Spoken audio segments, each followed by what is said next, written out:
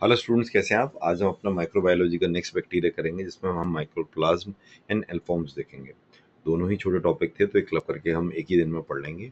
तो इंट्रोडक्शन देख लेते हैं। माइक्रोप्लाज्म is the smallest free living organisms. इसमें सेल वॉल नहीं होती। मेन कैरेक्टरिस्टिक आपको जो चैप्टर की माइक्रोप्लाज्म की यही याद रखनी है, इनमें कोई सेल वॉल नहीं है। और सेल वॉल नहीं है तो कोई फिक्स शेप नहीं है, तो ये प्लियोमॉर्फिक हो गए, किसी भी शेप में आ सकते हैं।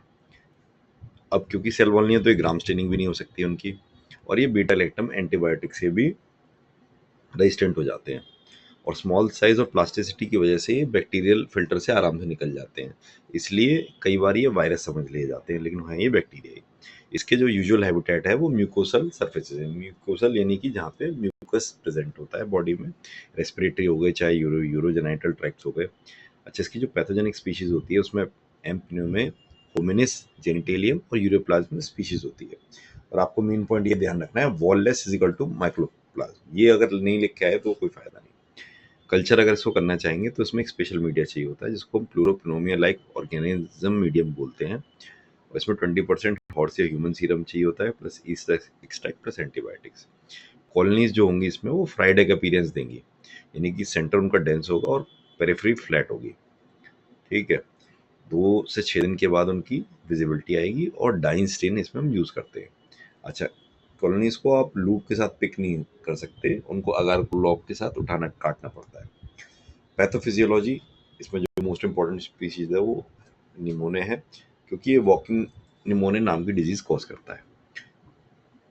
इसको हम कहेंगे कम्युनिटी एक्वायर्ड एटिपिकल निमोनिया, यानी वॉकिंग निमोनिया। कम्युनिटी एक्वायर्ड यानी कि जो आसपास की सराउंडिंग से लग के आ रहा है। और कुछ छोटे मोटे डिजीज और कॉज करता है, जैसे ट्रैकियो ब्रोंकाइटिस, ब्रोंकियोलाइटिस, एक्यूट फेरिंजाइटिस। देखिए, आपको समझा देता हूँ मैं। ट्रैकियो ब्रोंकाइटिस नाम ही समझा रहा है। ट्रैकिया और ब्रोंकाई, यहाँ पे इन्फ्लेमेशन मिलेगा, यहाँ पे प्रॉब्लम मिलेगी। ठीक है। ब्रों ब्रोंक्यूल्स जो होते हैं, जो छोटे से हमारे वेसल्स होते हैं, उसमें अगर इन्फ्लेमेशन होगा तो उसको ब्रोंक्योलाइटिस कहेंगे। ट्रैकियोब्रोंकाइटिस जनरली अडल्ट्स में मिलता है, ओल्डर पॉपुलेशन में मिलता है। ब्रोंक्योलाइटिस इन्फेंट्स में बहुत ज़्यादा मिलता है, तो इन्फेंट्स ही इसमें मेनली परेशान रहते हैं। ठीक है। ट्रैकियोब्रोंकाइटिस में वूपिंग कफ मिलेगा, हैकिंग कफ सॉरी, मतलब ऐसा कि गड़गड़ाहट वाली खांसी। और इसमें सीटी वाली खांसी मिलेगी। ये इसमें मेन डिफरेंस है। जनरली जैसे ही इन्फ्लेमेशन होता है तो वहीं पे उसका ट्रीटमेंट हो जाता है। कुछ 5 से 10% ही इन्फेक्शन हैं जो निमोनिया तक पहुंचते हैं। मैकेनिज्म इसका देखिए।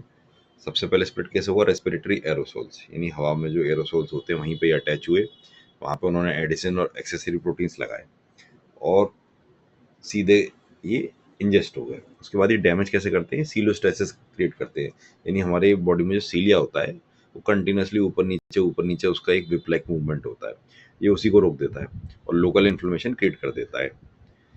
कई बार लोकल इन्फ्लेमेशन क्रिएट करने के बाद ये हाइड्रोजन पेरोक्साइडाइज रिलीज भी करता है, या और टॉक्सिन भी बना सकता है। ठीक है।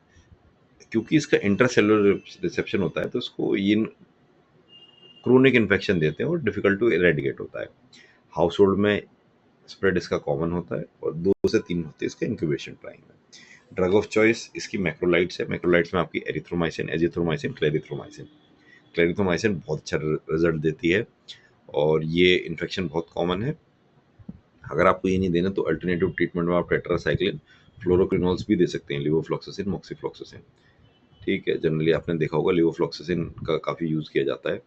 बीटा लैक्टम्स इसमें काम नहीं करते, जैसे पेनिसिलिन या सेफेलोस्पोरिन, इसमें कोई इफेक्टिव नहीं देंगे। कुछ खांसी के syrup, cough suppressant, analgesic, antipyretics इसमें काम करते हैं। मैक्रोलाइट्स फॉर वॉललेस ब्लक्स, इस तरीके से याद कर लीजिए। मैक्रोलाइट्स इसका ड्रग ऑफ चॉइस है, एजिथ्रोमाइसिन, एरिथ्रोमाइसिन। अच्छा, फिर हम सेकंड देख लेते हैं ना, एल्फॉर्म बैक्टीरिया। एल्फॉर्म बैक्टीरिया क्या होता है? इसको हम एल्फेज वेरिएंट्स भी कहते हैं, क्योंकि ये सेल वॉल डेफिशिएंट बैक्टीरिया होते हैं। इनका पहला नाम ही लिस्टर इंस्टीट्यूट से एल्फॉर्म निकला था 1935 में। और ये उन बैक्टीरिया से निकलते हैं जिनमें सेल वॉल तो होती है, लेकिन वो खो देते हैं।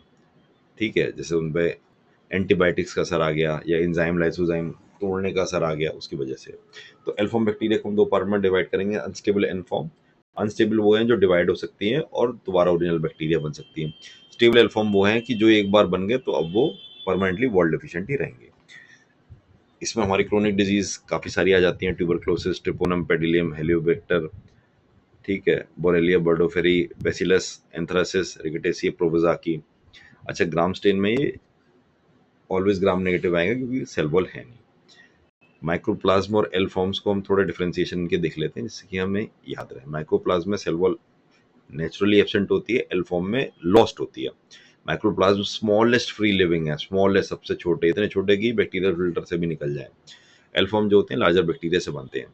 कल्चर आपको पता है उसमें पीपीएल और मीडियम लेना है और फ्राइडे कॉलोनीज मिलेंगी। एल फॉर्म्स आराम से लैब में हो जाते हैं। ग्राम स्टेनिंग इसमें तो लग ही नहीं सकती, एल फॉर्म ग्राम नेगेटिव होते हैं। डिजीजेज माइक्रोप्लाज्म में जो उसकी एक स्पीशीज थी एम्पिनोमनिया, वो निमोनिया ही एटिपिकल निमोनिया कॉज करती है और जीव इंस्ट्रक्शन इन्फेक्शंस। एल फॉर्म में क्रोनिक इन्फेक्शंस होते हैं। ड्रग ऑफ चॉइस में मैक्रोलाइड्स, अजिथ्रो, एरिथ्रो। और एल फॉर्म्स में पेरेंट बैक्टीरिया पर डिपेंड करती है। तो इसी के साथ हमने चैप्टर खत्म कर लिया, छोटा सा चैप्टर था। Thank you.